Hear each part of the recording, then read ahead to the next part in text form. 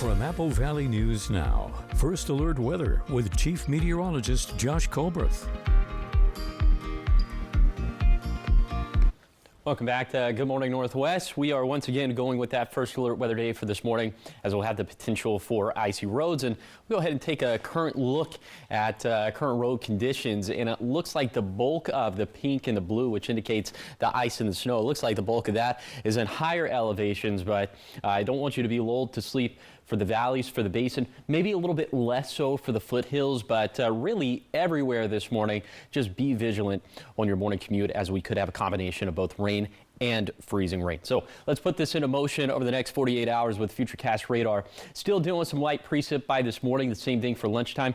A little bit of a lull into the afternoon, but that's going to quickly come to an end, as we'll have another round of some light precip overnight and then into Friday morning. Now with this round, it looks like the temperatures are going to be just warm enough to where I'm thinking it probably will end up being mostly rainfall for lower elevations. And by lunchtime, still some of that is working through the area, looking much drier by Friday evening. But here we go again into Saturday morning. Here's another round. I think this one is also mostly going to be rainfall for lower elevations and even for higher elevations as well.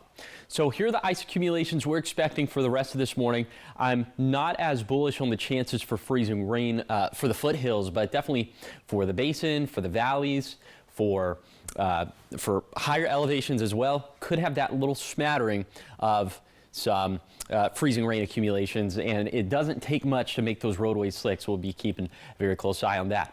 The best chances for freezing rain for lower elevations is going to be in the valleys for today, mostly before 8 a.m. So that's what it's going to look like in the Kittitas Valley. This is what it's going to look like in the Yakima Valley. Low in chances, but you got to stay especially vigilant with setups like these. Okay, and then the forecast after this, looking abnormally dry once again for this time of the year. This is not great news. The rainfall numbers need a boost. The snowfall numbers need way more than a boost.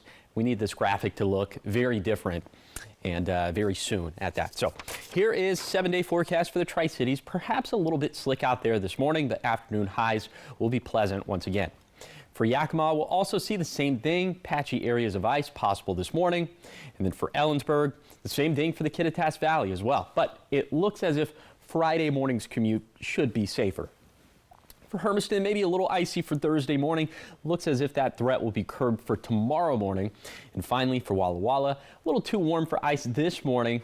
We're thinking for now, but of course, we'll keep a very close eye on things. I think it was 34 the last time I checked the temperature in Walla Walla. So for now, we're seeing a little too warm for ice, kind of on the threshold, but we will be tracking chances for rain today, tomorrow, Sunday, and Monday.